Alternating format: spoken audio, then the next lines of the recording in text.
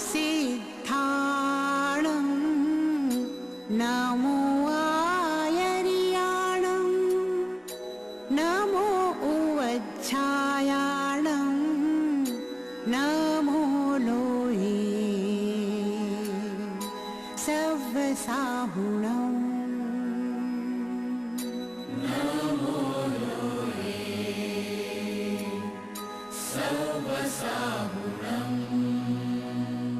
जो केवलींच्या गुणाची स्तुती करतो ती स्तुती खरी स्तुती म्हटली जाते.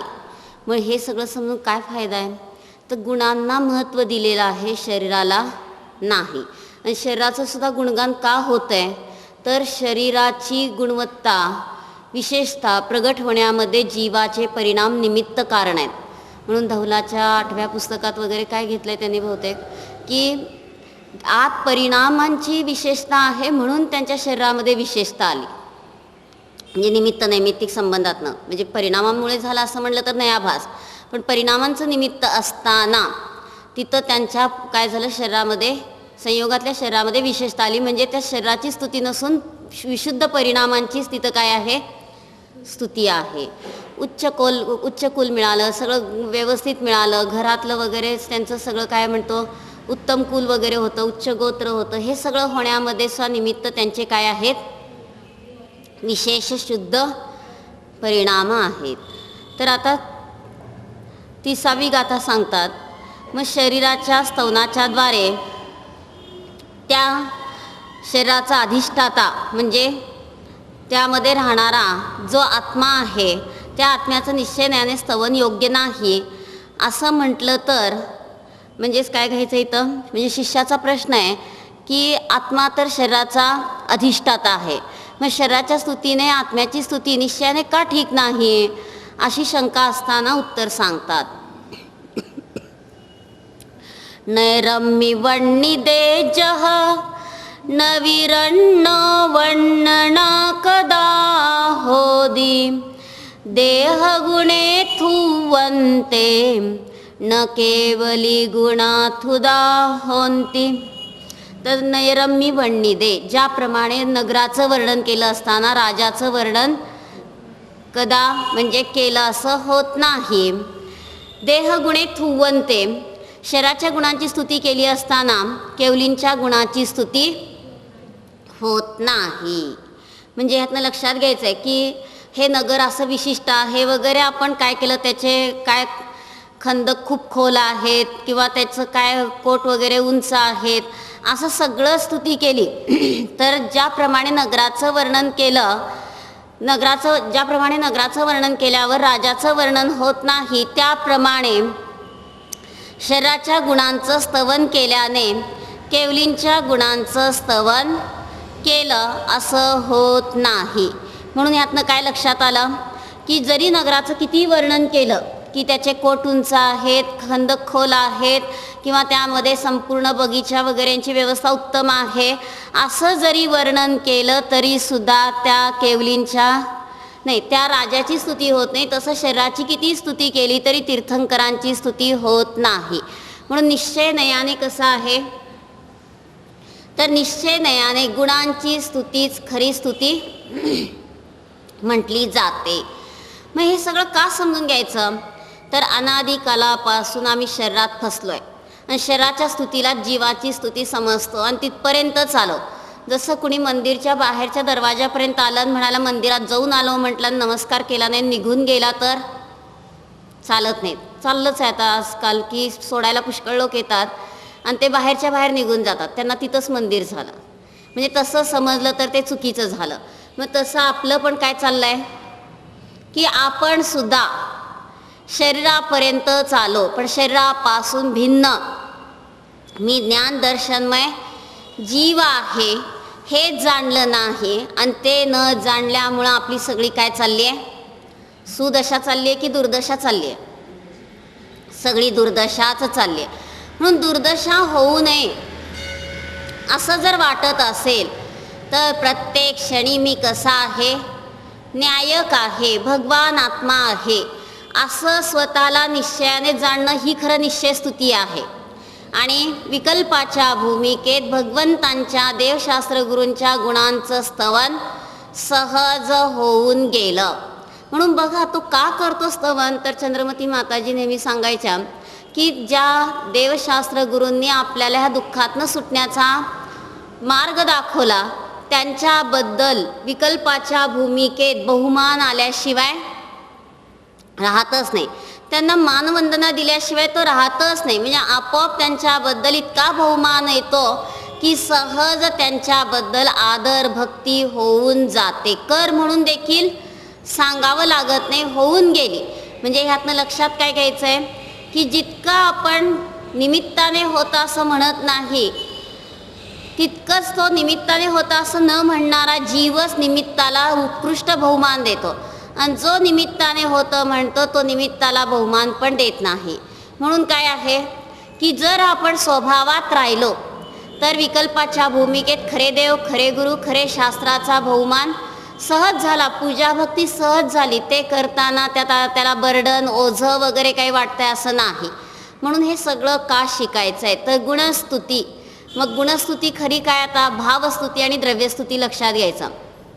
हा मी चिदानंद अनुभूती घेतली, सम्यक दर्शन प्रगट झालं, ही खरी भावस्तुती आहे. आणि विकल्पाच्या भूमिकेत जी वचनरचना आहे ती वचनरचना काय आहे, द्रव्यस्तुती आहे.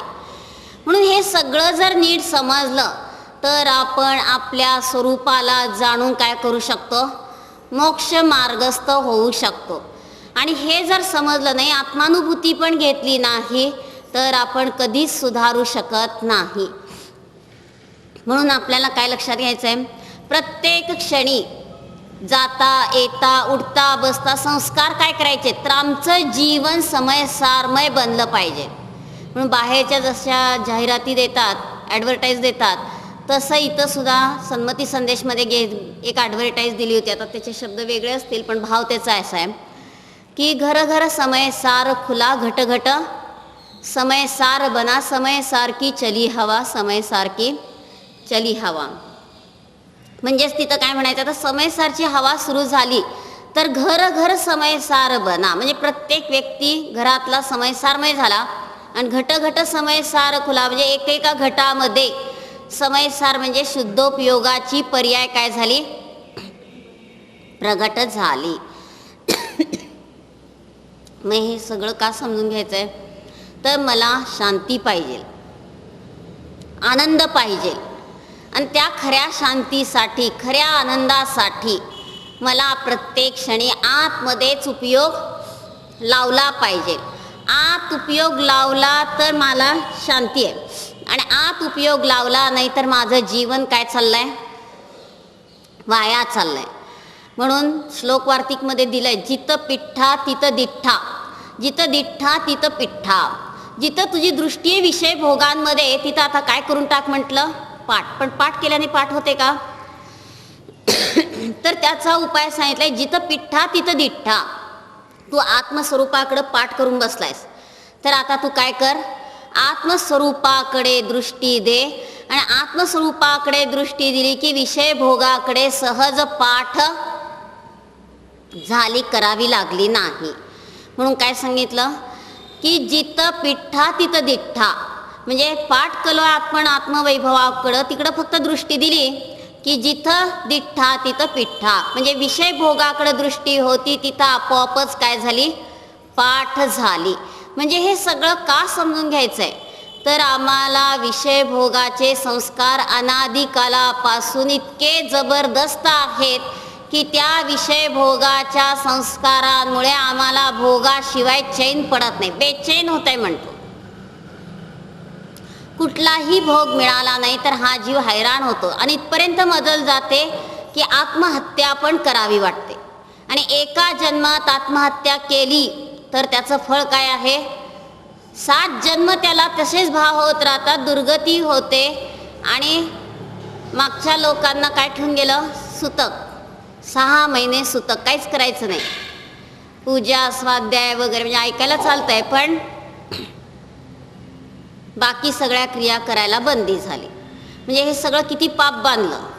म्हणून आत्महत्या आपल्याला सोपी वाटते, पण करताना तो भावनेच्या भरात करून जातो आणि नंतर मरण आता आलं म्हटल्यावर तो म्हणतो अजून मला जगायचं आहे, मला अजून जगायचं आहे. नंतर हैराण होतो परत. आता जगायचं आहे म्हणून होतंय का? म्हणजे बघा, काय गोळ्या खातात, काय पण पितात किंवा रॉकेलने पेटवून घेतात. तर हे सगळं काय चाललंय? एक शरीराचंच कौतुक, आणि ते कौतुक नाही झालं म्हणून हा जीव राजा म्हणतोय मला जगायचं नाही, मरायचं आहे. म्हणजे हे का?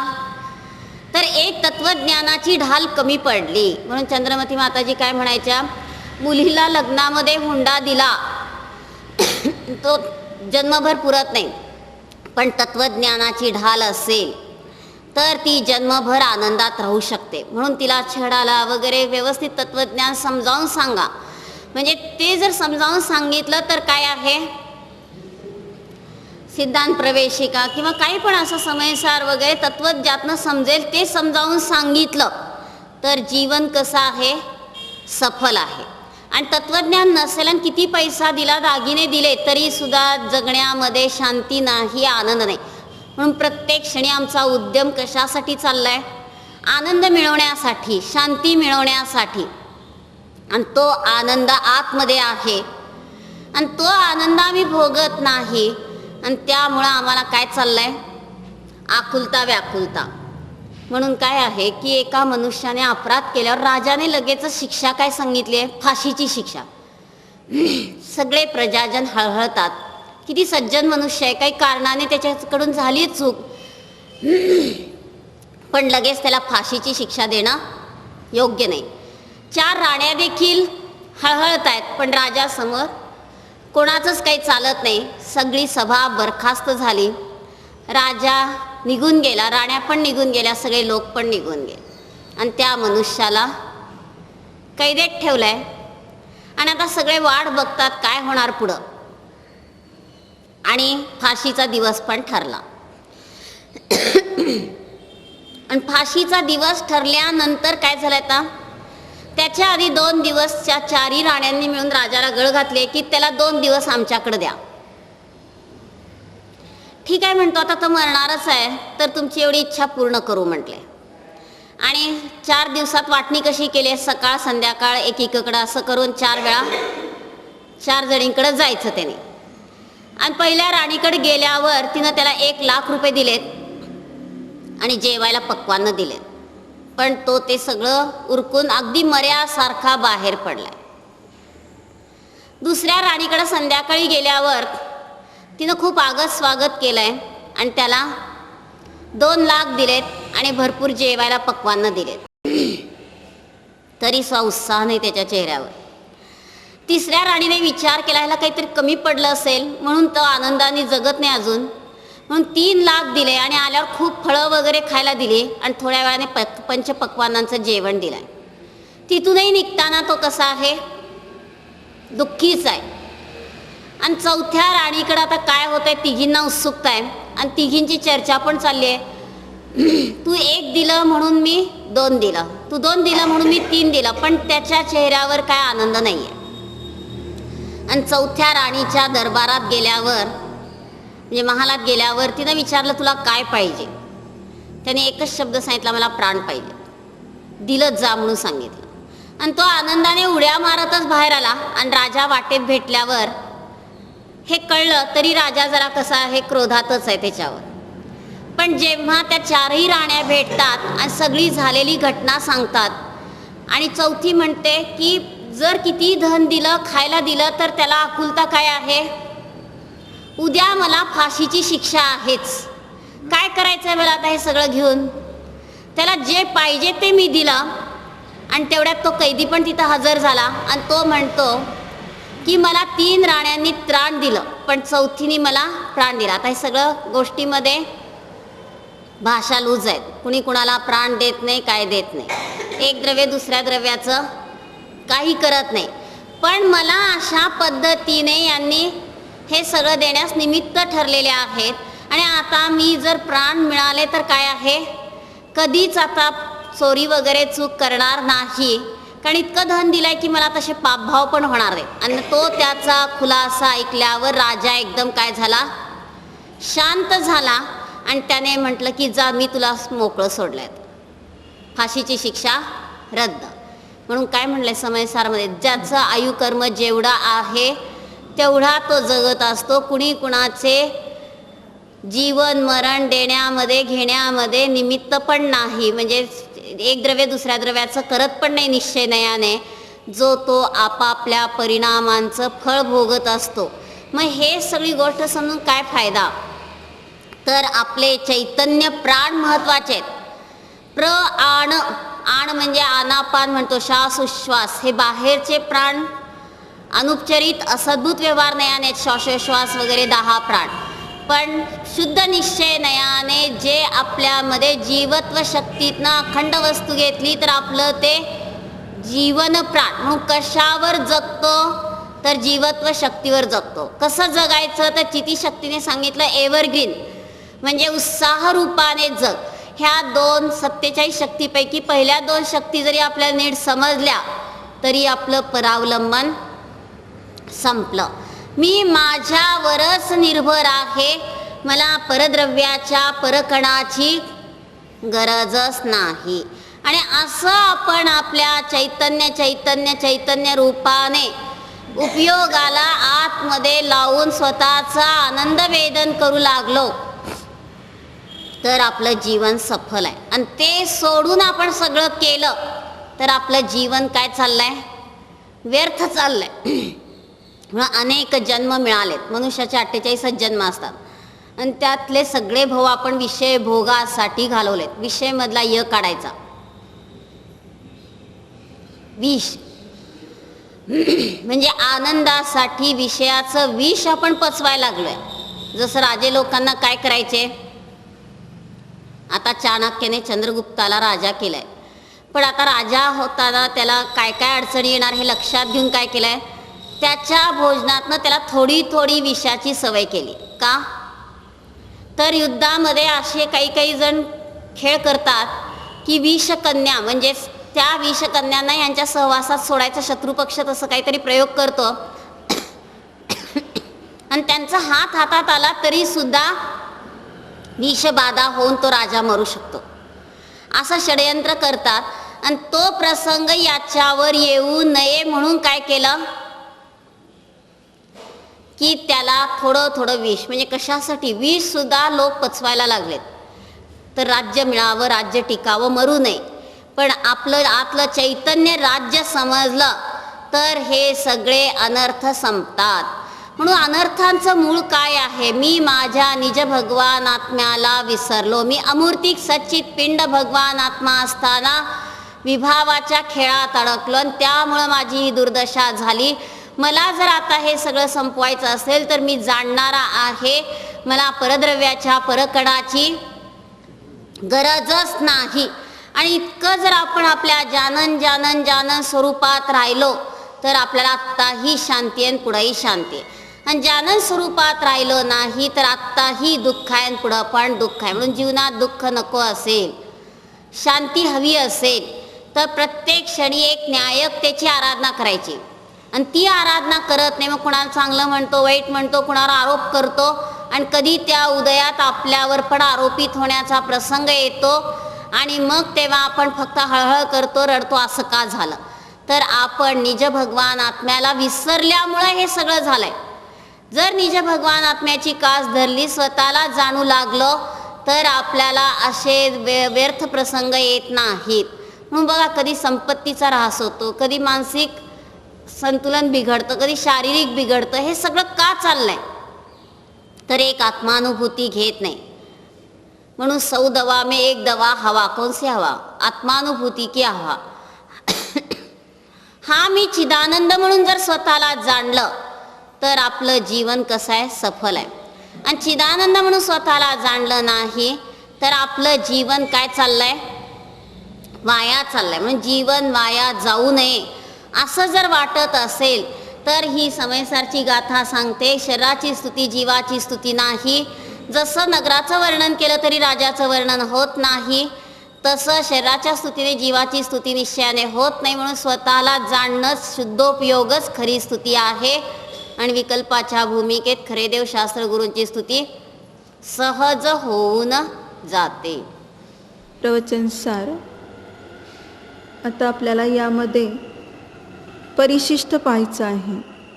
म्हणजे 47 नयांचं वर्णन करतात ते सांगत आहेत. म्हणजे अमृतचंद्र आचार्यांनी परिशिष्ट रूपाने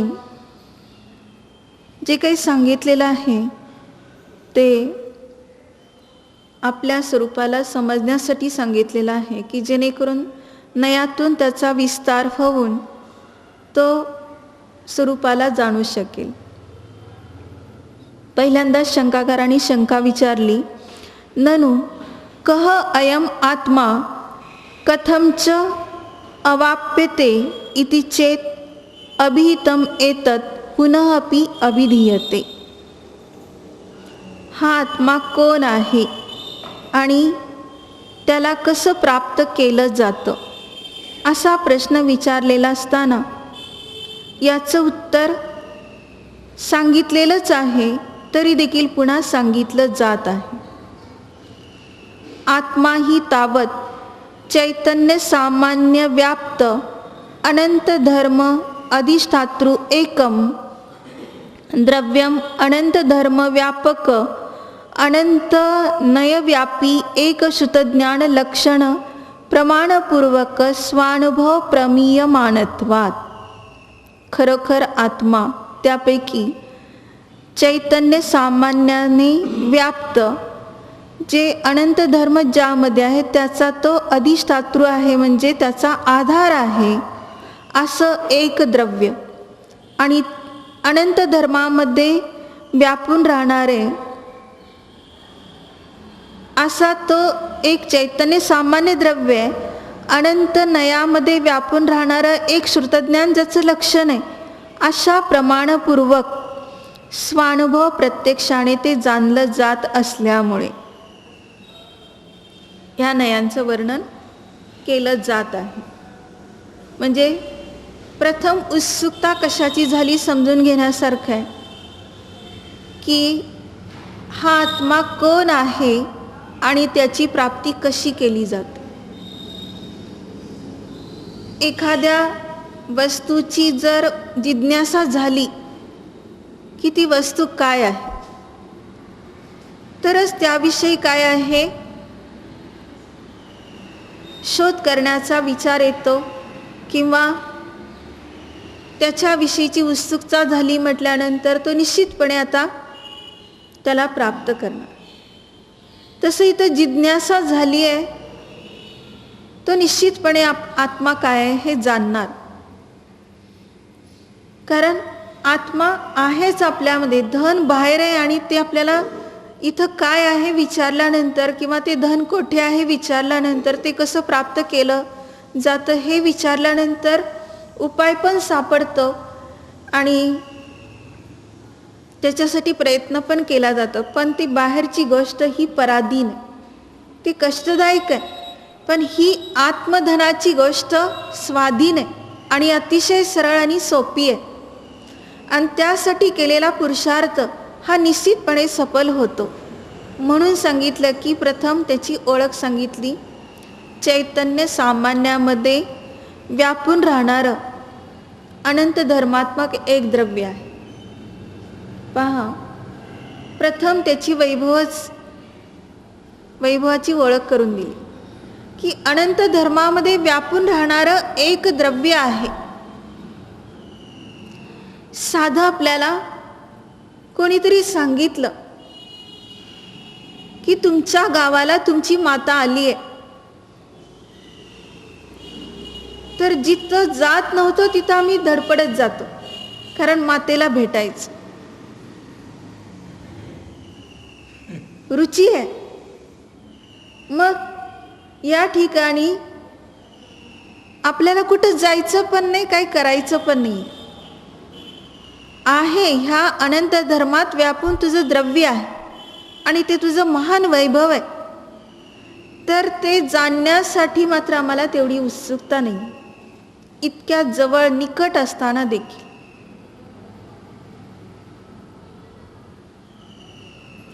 जसं तो दैववादी काय म्हणतो, तर मिशीवरचा लाडू सुद्धा ढकलायला तो तयार नाही तोंडामध्ये. काय म्हणतो तो, असेल दैवात तर काहीतरी आहे ना, ते मिळेल खटल्यावरी असं काहीतरी आहे, म्हणजे ते सहज मिळेल म्हणतो. काय त्याला पुरुषार्थ करायचा नाही. आता दैववादी जो आहे त्याला पुरुषार्थ हा त्याच्याबरोबर तोही अंश आहे, ते जाणत नाही आणि एकांत करून काय करतो, दैवावर भरोसा ठेवतो. पुरुषार्थवादी आहे तोही एकांत करतो आणि फक्त मी प्रयत्न करतच राहतो, दैवात असो किंवा नसो, म्हणजे दैव हे मानतच नाही. मग काय होतं त्याचं, की म्हणतो मी एवढा पुरुषार्थ केला पण मला काहीच मिळालं नाही, आणि ह्यानी काही पुरुषार्थ न करता मिळालं ह्याला. दैव आणि पुरुषार्थ यांचा मेळ घातला पाहिजे. आज इथे आम्ही ऐकायला एवढ्या उपस्थितीमध्ये का बसलो? कोणी म्हणेल आमच्या दैवात होतं आजचं प्रवचन ऐकायचं, कोणी म्हणेल आम्ही खूप पुरुषार्थ केला येण्याचा, आज जमणारच नव्हतं, खूप कामं होती घरामध्ये आणि अडथळा देणारे पण लोक खूप होते, पाहुणे पण आले होते, पण त्याच्यातनंही पुरुषार्थ करून मला इतकी रुची होती स्वाध्यायाची की मी पुरुषार्थ करून इथं पोहोचलो. काय झालं, एक म्हणतो मी पुरुषार्थाने आलोय आज, एक म्हणतो की मी माझ्या दैवात होतं म्हणून आलो. आता दोन्हीचा मेळ घालायचा. ज्याला वाटतं मी खूप पुरुषार्थ केलाय तेव्हाच मी इथं पोचू शकलो, तर त्याने पूर्वभवामध्ये स्वाध्यायाची रुची केली, हे त्याचं दैव आहे, म्हणून त्याला तशा प्रकाराने पुरुषार्थ करण्याचे भाव होत आहे, म्हणजे तो प्रयत्नशील राहतो. पूर्वभवामध्ये अनेकांना त्यांनी जोडलेलं आहे स्वाध्यायामध्ये, त्याचं फळ त्याला आता इथं किती अडचणी आल्या तरी तो जुडला जातो. आणि जो फक्त म्हणजे दोन्ही आला, पुरुषार्थवादी आहे तो फक्त एकटा पुरुषार्थाने आला नाही तर दैव पण आहे त्याच. आणि जो दैववादी आहे तो म्हणेल की मी माझ्या दैवात होतं म्हणून आलो, मी तसं काहीच पुरुषार्थ केला नाही आहे, सहज यावं वाटलं, मंदिर समोरून चाललं, आवाज आला आणि ऐकावं तर वाटलं, बघावं तरी वाटलं म्हणून आलं, होतं आज माझ्या दैवात म्हणून, तर त्यालाही पुरुषार्थाची जोड आहे. म्हणजे ऐकावं तरी वाटलं ना, हा पुरुषार्थच आहे, दैवातही आहे आणि पुरुषार्थातही आहे, म्हणजे दोन्ही केलेलं आहे त्यांनी. असं नाही आहे की फक्त दैवातच आहे. 4 पावले येण्याचा सुद्धा पुरुषार्थ केलाय, ऐकण्याची रुची करणं हा सुद्धा मोठा पुरुषार्थ आहे, आणि पूर्वभवातले ते संस्कार आहेत म्हणून दैव पण आहे. मग एखाद्याला कोणी म्हणेल आम्हाला पूर्वभवातले संस्कार नाही आहेत, आमच्या दैवातच नाही, जाऊ देत, काय उपयोग आहे पुरुषार्थ करून, तिथं जाऊन आम्हाला तुम्ही बसवलं, म्हणजे आम्ही जरी जाऊन बसलो आणि तुम्ही जबरदस्ती आम्हाला काय केलं, जबरदस्तीचा रामराम म्हणतो, तसलं काही आम्हाला नको, मारून मुस्कटून आम्हाला असलं काही धर्म करायचं नाही म्हणतो. मग त्यालाही काय सांगायचं आहे की आत्ता जो तू विचार करतोय मला रुची नाही आहे धर्माची, हा तरी विचार आलाच ना तुझ्या मनामध्ये, म्हणजे कुठंतरी तुला खटकतंय की धर्माची रुची कशी वाटत नाही, वाटली पाहिजे. हा विचार आला म्हणजेच काय झालं, आहे तुझ्या नशिबात, भाग्यात आहे, दैव आहे. आणि पुरुषार्थ पण जरी आवडलं नाही तरी बसतोय ना, आत्मा आवडत नाही ऐकायला तरी सुद्धा बसला, हा पुरुषार्थ म्हणजे कशाचा केलाय, स्वभावाचा केलाय की विवाहाचा केलाय. सगळे म्हणतात, म्हणजे सुरुवातीला कसं असतं, सगळे म्हणतात म्हणून येऊन बसले, लाज वाटते मला, कधी येत नाही आणि सगळे माझ्याकडे बघू लागलेत, हा कधी नाही येणारा कसा काय आला, मग आता येतच नाही उद्या असं म्हणतो. मग त्याचा पुरुषार्थ म्हणायचा का, दैव म्हणायचं का, तर आहे समयासमयाला हे विचाराचं परिवर्तन होत आहे. त्याच्यामध्ये आम्ही फक्त उपयोग लावायचा. म्हणजे जो भव्य आहे त्याचं दैव पण आहे, अनादी काळापासून दैव आहे, भव्य आहे तो. आणि पुरुषार्थ आता ज्या समयाची योग्यता आहे त्या समयात त्याला वाटतंय, रुची वाटते, करू लागतो तो. म्हणून आत्ताच मला हा जमेल पुरुषार्थ करायला. आत्ता मी संज्ञी पंचेंद्रिय मनुष्य आहे, पर्याप्तक आहे. माझी बुद्धी म्हणजे क्षयक्षम चांगला आहे, 5 इंद्रिय चांगले काम देत आहेत, शरीराची स्वस्थता आहे, देश संयमाच्या योग्य आहे, जिनमंदिर आहे, गुरु आहे, शास्त्र आहे, सगळी उपलब्धी आहे. मी त्याचा फायदा करून घेईलच. का घेता येणार नाही? ह्या समयात घेईन. आत्तापर्यंत मला संपूर्ण पंचेंद्रियाच्या भोगाची रुची वाटत असेल, घरातलं धन वगैरे ह्या सगळं देखभाल करण्याची इच्छा असेल, तरी सुद्धा मला आत्ता हे जाणून घेण्याचंच भवितव्य प्रगट करायचं. असं जो काय करतो, ध्येय ठेवतो, तो निश्चितपणे ह्या अंतर्मुहूर्तातच स्वभावाला जाणून आनंदाला प्राप्त होऊ शकतो. म्हणून हे 47 नय सांगत आहे. आणि त्यामध्ये पहिला नय कोणता सांगितलाय तर द्रव्यनयाने सांगत आहेत वर्णन. तत्तु द्रव्यनयेन पटमात्रवत चिन्मात्रम. काय सांगितलं? तो मात्र द्रव्यनयाने वस्त्रमात्राप्रमाणे चैतन्य मात्र आहे.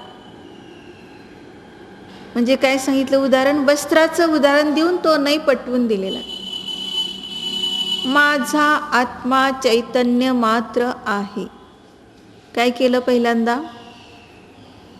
पक्ष, साध्य आणि हेतू.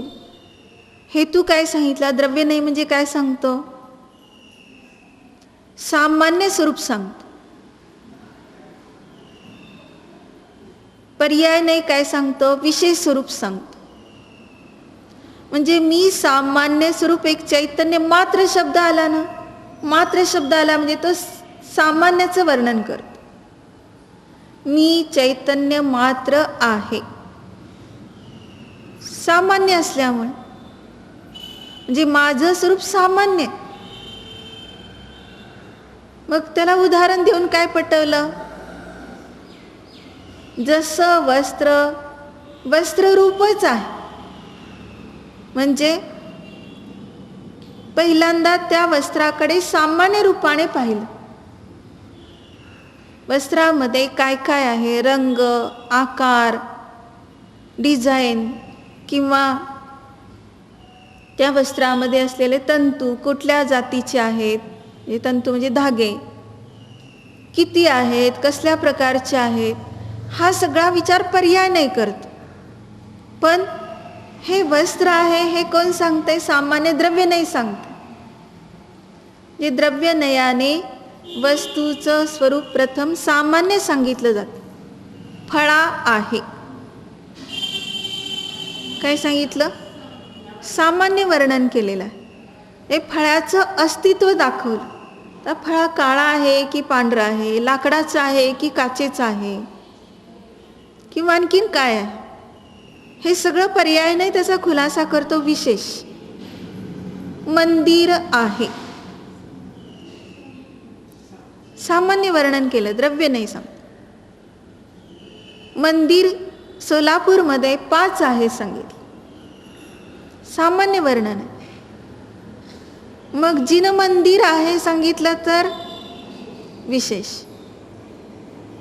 लगेच उत्सुकता होतेच ना, 5 कोणते मंदिर आहेत? तर जिन मंदिर आहे. मग कोठे कोठे आहेत सांगितलं? एक शुक्रवार पेठेत आहे, तिथं जोडूनच आहे सांगितलं. रत्नत्रय मंदिर आणि आदिनाथ मंदिर, पर्याय नाही सांगतो. समजून घ्यायचंय की लगेच त्याला तिथं द्रव्य नाही आणि पर्याय नाही लावायचा. पर्याय नयेन तंतु मात्रवत दर्शन ज्ञानादि मात्रम. म्हणजे आत्मा समजून सांगायचा आहे आणि त्यासाठी बाहेरची उदाहरणं दिलीत परिचयाची. पर्याय नयाने म्हणजे विशेष रूपाने जेव्हा त्या वस्तूला पाहतो तेव्हा तंतु मात्राप्रमाणे, म्हणजे त्यामध्ये जसा धागा काय आहे वस्त्रामध्ये, पहिलं उदाहरण दिलं ना, सामान्य वस्त्र आहे, वस्त्र मात्र आहे. मग तसं या ठिकाणी तंतु मात्र म्हणजे आता त्या वस्त्रामध्ये फक्त काय पाहतो, अंश पाहतो, विशेषता पाहतो, छटा पाहतो.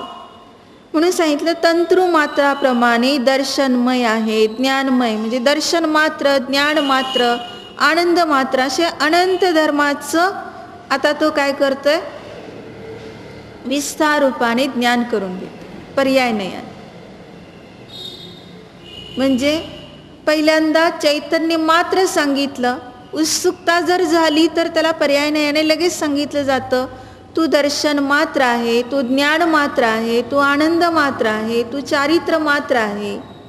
अशा रीतीने त्या रूपाने त्याचं विशेष वर्णन, उत्सुकता जितके प्रश्न विचारले जातील तेवढी त्याची चिंतनाची धारा वाढत जाते. शंकाच उपस्थित झाल्या नाहीत तर त्याला विशेष वर्णन मिळणार नाही. म्हणजे जिज्ञासा असेल तर शंका उत्पन्न होते. उदाहरण एक सांगितलं ना की एक खूप विद्वान पंडित न्यायदीपिका वगैरे शिकवण्यामध्ये तरबेज होते. मग त्यांच्या मुलाला ते न्यायदीपिका शिकवू लागले. 1 वर्षात न्यायदीपिका पूर्ण झाली. मुलाला विचारलं, समजलं का? तो म्हटला, तुमच्यासारखे विद्वान मला लाभलेले असताना मला न समजेल तर काय, म्हणजे मला पूर्ण समजलं असं सांगितलं. आणि 1 वर्ष लागलं शिकवायला म्हटल्यावर समजणारच. मग वडिलांनी काही प्रश्न विचारले, काहीच ग्रहण झालेलं नाही, काही येत नाही. मग वडिलांनी पुन्हा दुसऱ्या वर्षी न्यायदीपिका पहिल्यापासून शिकवायला सुरुवात केली. पुन्हा 1 वर्ष लागलं, पण कधी त्याने प्रश्न विचारला नाही, शंका केली नाही. त्यामुळे वडिलांना शंकाच राहिली की अजून याला ग्रहण होते की नाही. म्हणून पुन्हा विचारलं, तुला समजलं का? आता एकदम चांगलं समजलं. मग 2 वर्ष झालं तेच ग्रंथ 2 वेळा शिकलाय. वडील म्हणतात, नाही, तुला अजून ग्रहण झालेलं नाही. तो म्हणतो, कशावरून? अजून त्याच्यामध्ये तू उपयोग लावला नाहीस. परत 3ऱ्या वर्षी न्यायदीपिका शिकवायला सुरुवात केली. आता पहिलंच पान अजून काय चाललंय, प्रमाण सामान्याचं वर्णन सांगत असताना फक्त न्याय शब्दाविषयीची व्युत्पत्ती सांगत आहे. आणि त्याने काय आता ठरवलंय, चांगलं लक्ष देऊन ऐकायचं. 3रं वर्ष आहे, वडील एवढे विद्वान आणि मी इतका मूर्ख सिद्ध होईल. म्हणून काय केलं, लक्ष देऊन ऐकायचं ठरवलेलं असतं. आणि मग म्हटले ठीक आहे. मग त्याने लगेच विचारलं, यात कोणता धातू लागतो, कोणता उपसर्ग आहे, मग हाच उपसर्ग का लागला, प्रत्यय हाच का लागला. आता एकेका शब्दाचा कीस पाडू लागलाय. आता वडील म्हणतात, तुला न्यायदीपिका येऊ लागली. काय केलं त्याने, जिज्ञासा केली, उत्सुकता केली समजून घेण्याची. तेव्हा तो त्याच्यात उतरला. आणि जोपर्यंत त्याच्याविषयी काही वाटत नाही, इकडून ऐकतो आणि तिकडून सोडून देतो, तसं आपलं रोज आत्मा ऐकतो आणि समजलं का विचारलं तर हो चांगलं समजलं म्हणतो. आत्मा आता इतका परिचय झालाय, चैतन्य मात्र वस्तू मला आता चांगलं कळलंय, पहिलाच नाही सांगितला, द्रव्य नाही. परंतु आत उतरला नाही, म्हणून त्याला खरा नाही कळला नाही.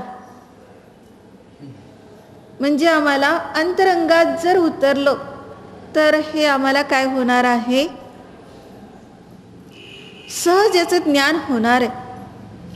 चैतन्य मात्र वस्तूचं ज्ञान एवढं सोपं आहे, पण लक्ष देत नाही तोपर्यंत कष्टदायक आणि अवघड वाटतं.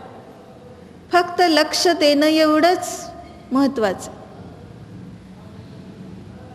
म्हणजे हे सर्व काळं पांढरं काय शरीराचा रंग आकार जे दिसते ते मी नव्हे, त्याच्यापासून वेगळा एक अमूर्तिक चैतन्याचा पेंड आहे. जाणीवेत घेतलं म्हणजे आजपर्यंत ज्याला मी परद्रव्याला ग्रहण करण्याचे भाव केले, त्या रूपाने होण्याचा प्रयत्न केला, परिणमन करण्याचा प्रयत्न केला, परंतु ते मी नव्हे, त्यापासून अत्यंत भिन्न आहे.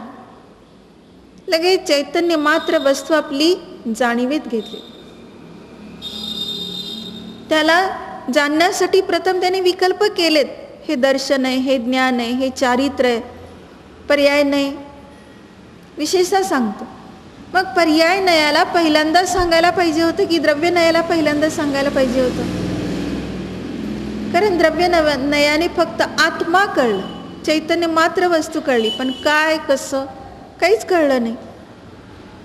मग लगेच आपल्याला ह्या क्षणात प्रवेश केला की समजायला पाहिजे होतं, म्हणून पहिल्यांदा पर्याय नाही सांगायला पाहिजे होता की नाही असं वाटेल. परंतु सामान्याचं वर्णन करून त्याला जिज्ञासा उत्पन्न करायची. जिज्ञासा उत्पन्न झाल्याशिवाय त्याचा प्रवेश होणार नाही, म्हणून त्यासाठी पहिल्यांदा सामान्याचं वर्णन केलं. एखाद्याला जसं सांगितलं जातं, रस्त्यावर बघ काय झालंय, पहिल्यांदा काय आहे, घाबरे घाबरे सांगतोय हा, सामान्य काहीतरी घटना घडली आहे हे सामान्य जाणतं. तो उत्सुकतेने लगेच जातो काय घडलंय बघायला, खरंच काय आहे का. पण जर त्याला सगळे अंश आधी सांगितले तर सामान्यात म्हणजे उत्सुकता राहिली नाही, आहे म्हणतो, काय बघायचं त्याला. म्हणून पहिल्यांदा द्रव्य नाही सामान्य सांगितलं, उत्सुकता झाली तर त्या पर्याय नयाचा उपयोग करून घेते. म्हणजे हे कापडाचं दुकान आहे आणि ह्यात हे वस्त्र आहे. पहिल्यांदा काही त्यामध्ये अशी ॲडव्हर्टाईज नसते. पहिल्यांदा फक्त कोणती ॲडव्हर्टाईज असते, काय केलंय आम्ही, कापडाचं दुकान घातलंय म्हणतो. लगेच तो खरीददार म्हणतो, वा वा तुम्ही काय काय ठेवलंय मग तुमच्या दुकानात, रेडीमेड ठेवलंय की फक्त तागे ठेवलेत किंवा काय, असं सगळी उत्सुकता झाली त्याला. मग लगेच तो म्हणतो सगळ्या प्रकारचे नमुने. हा म्हटले यात कोणते सुताचे कापड आहेत, मग सगळे सुताचे पण आहेत, टेरींचे पण आहेत, सगळे प्रकार आहेत, जे पाहिजे तुम्हाला ते आहे सगळं सगळं. विशेष विशेष जशी जशी त्याला जिज्ञासा होते तसं तसं त्याचं उत्तर आपोआप मिळत गेलं. मग अशा रीतीने या ठिकाणी आचार्य प्रथम आपल्याला प्रसिद्धी करतात, तू आत्मा आहेस. आत्मा नसेल तर त्याला मोक्ष मार्ग जाणून घेण्याची जिज्ञासा होणार नाही. म्हणून राजवार्तिकमध्ये सांगितलंय की आत्मा आहेच आणि आत्म्याची प्रसिद्धी आहे. मग ती प्रसिद्ध वस्तू पहिल्यांदा सांगितलं, धर्मी प्रसिद्ध असतो, तसं चैतन्य मात्र हा माझा स्वभाव, जे चैतन्य मात्र वस्तू दाखवणं हे प्रसिद्ध आहे. आता त्याच्याविषयीची जी प्रसिद्धी नाही ती सांगायचं आहे, म्हणजे मोक्ष मार्ग ह्याची प्रसिद्धी नाही आहे. त्याला मोक्षाची प्रसिद्धी आहे आणि आत्म्याशिवाय मोक्ष होऊच शकत नाही. म्हणजे आत्मा द्रव्य आहे, फक्त त्याला आता जिज्ञासा उत्पन्न करायची की ह्या मोक्षाला कसं जायचं. म्हणजे मोक्ष मार्ग सांगितलं. प्रथम मोक्ष न सांगता मोक्ष मार्गाचं स्वरूप सांगितलं. तसं या ठिकाणी प्रथम काय सांगितलंय, द्रव्यनयाने चैतन्य मात्र वस्तू दाखवून दिली आहे. आता त्याला जिज्ञासा उत्पन्न कर. तुझं वैभव तुझ्या जवळ आहे, त्याला तू स्वीकार कर. त्याचा जर स्वीकार केला नाही तर कशी फजिती होती, त्यासाठी एक उदाहरण लक्षात घ्यायचं की एक मनुष्य गावामध्ये फिरत असतो आणि लोक त्याला वेडे समजत असतात. त्याच्याकडून कोणी उठसूट दिसलं की लगेच त्याला हाक मारायचं आणि कुठलंही काम सांगायचं. प्रसिद्धीच अशी झाली त्याची, ही सगळ्याची कामं करतो, हा वेडपटच आहे, कोणाला नाही म्हणतच नाही. म्हणून सगळे काम तर करून घेतात भरपूर आणि परत त्याला वर नावं ठेवतात वेडा म्हणून. असा वेडा. आता पहा त्याचं काय होतं. तो एक दिवस कुठेतरी असा जंगलात फिरत चुकत गेलाय रस्ता आणि एका झाडाखाली बसला. बसल्यावर तिथं सगळी अशी हाडं असतात, त्या हाडावरच तो बसला. तिकडून वाघ येतो तोपर्यंत. आता त्याला मात्र वाटतं मी माझा बचाव कसा करणार, वाघ तर मला खाऊन टाकणार. तो काय करतो, अतिशय निर्भयतेने, कसंही आहे तर आता इथून पळून जाऊन चालणार, आलाय तर अतिशय जवळ. तो असा ठाण बांधून बसलाय त्याच्यावर निर्भयतेने. त्यातलं एक हाड घेतलं, असं काहीतरी हाताने चाळे करू लागला आणि काहीतरी तोंडाने बोलायला लागला. वा वा, किती चांगला वाघ आहे, आला आणि गेला, असं काहीतरी बडबड करतोय. अगदी मस्त आनंदात आहे आणि परत आपलं पराक्रम काहीतरी असं दाखवल्यासारखं ॲक्शन करतो. आणि तो वाघ पाठीमागून येतो, म्हणतो अरे हा कोणतरी प्राणी वेगळाच दिसते, राक्षस आहे का काय माहीत नाही, पराक्रमी दिसते माझ्यापेक्षा जास्त. तो किती छान आला होता बघा, मी त्याचं कसं जिरवलं, असं म्हणतोय. आता परत माझी फजिती नको म्हणून तो आपलं मागच्या मागेच पळून निघून जातो. झालं. एवढा वेडा त्याने कसं रक्षण केलं स्वतःचं वाघापासून. म्हणजे प्रत्येक जीव कलावंत आहे, फक्त त्याची ओळख नाही आहे त्याला, आणि म्हणून तो काय होतो, दुःखी होतो. आणि मग हे सर्व पाहणारा कोण होता, झाडावर एक माकड होता. तो माकड विचार करतो, अरे चांगला मनुष्य दिसतोय हा, एवढा वाघ जवळ येऊन सुद्धा त्यांनी कसं पळवून लावलं, काही सुद्धा त्याला धक्का लावला नाही, काही बोलला नाही, ओरडला नाही, घाबरला नाही, मला नाही का करता येणार असं. मग वाघ ज्या रस्त्याने गेलेला असतो त्याच्याही पुढे जाऊन हा माकड काय करतो, मी सुद्धा ह्याची नक्कल करतो आणि वाघापासून बचाव करतो. म्हणून कुठल्या तरी एका झाडाखाली जाऊन आधीच बसतो की जिकडं वाघ येणार आहे, आणि तिथं नेमकी हाडं असतातच, त्या ढिगार जाऊन बसतो, त्याच्यासारखं एक हाड घेऊन नक्कल करतो, त्याच्यासारखंच बोलतो. आणि हा वाघ आता समोरून आलेला, तो म्हणतो अरे तोच मगाचा आहे का, हा त्याच्यासारखंच बोलतोय, त्याच्यासारखंच हे करतोय, तोच राक्षस आहे का, तोच आहे का, आता आपण पळून जायचं का. हा विचार करत असतानाच एकदम त्याच्या मनात आलं की नाही, हा वेगळाच वाटतोय, हा काहीतरी मला फसवायला आलेला आहे. त्यांनी निर्णय केला वाघाने आणि पटकर त्याच्यावर झडप घालून त्याला मारून पण टाकलं. काय केलं, कशाचं फळ मिळालं, नक्कल. काय त्याच्यावर प्रसंग बेतला नव्हता, फक्त उमंग आहे कशाची, तर तसं करून बघायचं. अंतरंगातून तसे भाव नाहीये, तसा प्रसंग नाही, आणि फक्त देखादेखी कार्य केलं, पण त्याच्यामध्ये किंचित मात्रही तो तरू शकला नाही, उलट त्याची फजिती झाली, आपल्या प्राणाला मुकला. म्हणजे तो तर प्राणी असा आहे की त्याच्यापासून बचाव करून किती लांब लांब उड्या मारून तो वर झाडावर सुद्धा चढू शकतो. त्याला गरजच नव्हती असली नक्कल करण्याची, त्याच्यापेक्षाही उत्कृष्ट त्याच्याजवळ कला होती, पण त्या माणसाची कला करायला गेला आणि फजितीला प्राप्त झाला. तसं आम्ही देखील चैतन्य मात्र वस्तू, आमच्याजवळ उत्कृष्ट कला आहे, आनंदी जगण्याची उत्कृष्ट कला आहे, पण आम्ही कशाची नक्कल करायला निघालोय? तो मिथ्या दृष्टी आहे. मग तो जसं वागतो तसं मला सुद्धा वागलं तर चालतंय. तो पंचेंद्रियाचे भोग घेतो, मी का घेऊ नये? तो घरात रमलाय, मला सुद्धा रमता येते, शरीरात राहता येते, शरीराला आपलं म्हणता येते. हे कशाची नक्कल करायला गेला? तो सुद्धा चैतन्य मात्र वस्तू असताना त्याला जाणलं नाही.